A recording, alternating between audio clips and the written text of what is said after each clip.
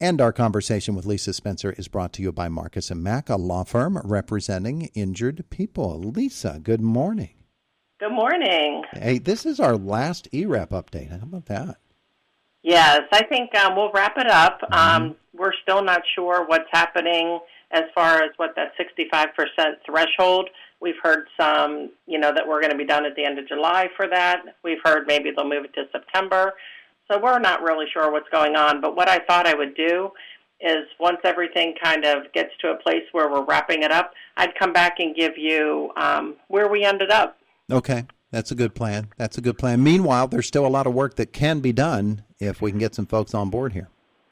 Yeah, actually, I was pretty excited last week. I had a couple of calls after we were on the radio of people inquiring about how to put applications in, and they had heard of it, and they thought, you know what, I waited and waited, and now maybe I will try to get help. So we sent them over to ICAP to put their applications in, and I believe at least one of them is going to be receiving help, so that's exciting. Yeah, that's really what it's all about. Yeah, we have 453 total applications in.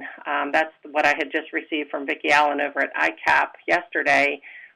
We still have 226 of those pending, but 91 of them have been approved and have been paid out or will be paid out.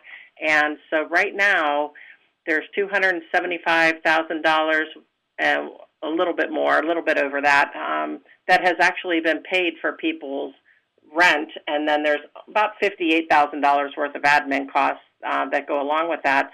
So we've actually spent $332,917 on this program. So I just did a quick little math. If you kind of take what we spent on the families divided by the 91 that were approved, we're looking at just a tad over $3,000 a family on average that we've been able to help. So, yeah, and that makes sense when you stop and figure when the pandemic started and when the troubles might have started for some of these families. That would be about right. That's a pretty solid figure. I think it is, and and sometimes people only needed the utility help. It wasn't so much the rent assistance. So all the cases were really, really different. But in the big scheme of things, like I said in the past, for these 91 households, this makes all the difference in the world. Yeah, absolutely, it does, and there is still the opportunity, and will remain an opportunity for a few more weeks for folks to get in on ERAP. Yes. So if people still are listening today and this is the first time they're hearing about it, then they can still call ICAP. Let me give that phone number very quickly, 724-465-2657, and to see if they're eligible. And if they can get their documentation in quickly, then we might be able to squeeze them in and help. I don't have a definite deadline right now for this program. Like I said, there's been no communication from the state as to when we're actually going to have to wrap this up. And we've not had any communication from the federal down to the state to the counties as to what's happening with the ERAP 2.0 program. So just not enough information yet. So we have time to work on that. And again, it's for people who are renting and are behind in their rent. And it is also for people who are renting and who are behind in their utilities, their gas bill, their electric bill, their water bill, sewage bill, whatever those utilities happen to be. And if you do find yourself in that position, there's money that is there for you. Now, Lisa, let's talk about the qualifications, because people will automatically say, okay, what are the income guidelines? What are the various things that I have to do or be assured of in order that I can be eligible? Okay, so the income guidelines are that you have to be at or below 80% of the area median income. And so ICAP has that chart over at their office, so they'll be able to tell you very quickly with the household income, and it takes everybody's household for the income guidelines. If you are on unemployment, you are automatically qualified, and as long as you meet those income guideline requirements, then unemployment is a shoo-in. But the bigger thing is if people can show that they've had a COVID-19 related setback that's put them behind in their rent and or utilities, then we will be able to help those people as well. The critical thing now, though, is that we're running out of time for what we know right now as to get all that documentation back in. And you have to do it quickly. There are things that ICAP is going to have on file so that we have it in the files, because this program will absolutely be audited. We've already been told that. So we have to have all the documentation to justify how we're sending all this money out. Yeah. So if somebody has started the process, but they've fallen behind in just getting their paperwork in to take the next step, that needs to be done right away so that ICAP can not only help you, but can also sort of clear the books of everybody that is pending, because it's just a case where you're going to lose out on that opportunity, and there's no reason for you to lose out.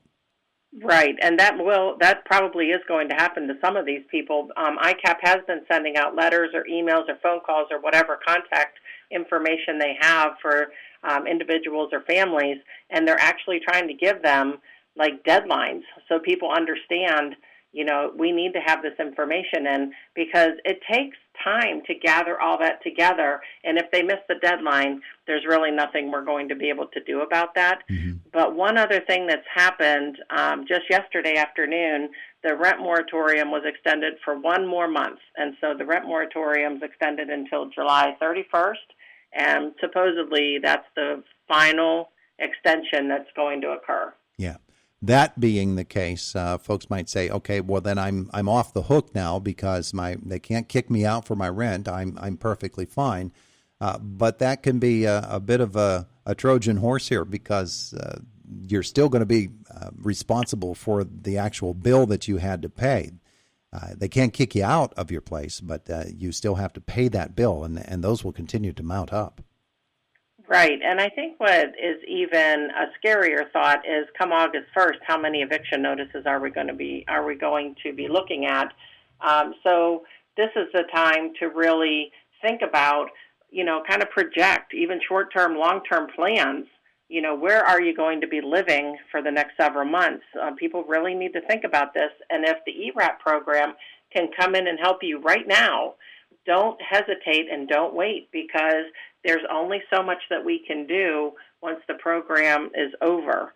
And so I'm really kind of just talking to anybody who's eligible right now who hasn't called to please let ICAP help them if they're eligible. The worst they could tell you is that you do not qualify. Mm-hmm. That's the worst thing that could happen. Yeah.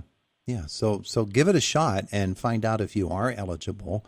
And because that eviction notice is going to come eventually if you are behind, and this is going to be your opportunity to clear all of that debt off your books. So, very good. Exactly. One more time, Lisa, if you could go ahead and give the information about how people can become involved in the ERAP program. And again, it's for renters and renters who are behind on their utility. Yes, if you are behind on a renter, if you're behind on your rent and or utility payments, please call ICAP at 724-465-2657. And if you have to have documentation sent back in, you can just take a picture of it with your phone and email it to help@icap.net. That's help@icap.net, and that will email it straight to them. So, we really want to see, I would love to see if we could just break 100 households that we've helped. That's 9 more that we need to get information in. I know for a fact we've received it in our office. We've received 2 or 3 applications last week, but we're going to ask people to send them straight to ICAP because they'll get processed quicker. Yeah. Okay, so we've got some work to do. We've got only a little bit of time left to do it. What are you going to do on Friday mornings without calling here? I don't know. I'm really going to miss you. So I'll still have my first Wednesday spot of the month, but I will get back in touch with you to kind of wrap up this program and maybe have some more information about the ERAP 2.0 and possibly even how the mortgage assistance program is going to work. We just don't have enough information at this time. All right, but we'll learn that information and then we'll be sure to pass it along. Lisa, thank you so much. Great. Have a great weekend. You too. We'll see you. Bye. There is Lisa Spencer from Indiana County's Department of Human Services.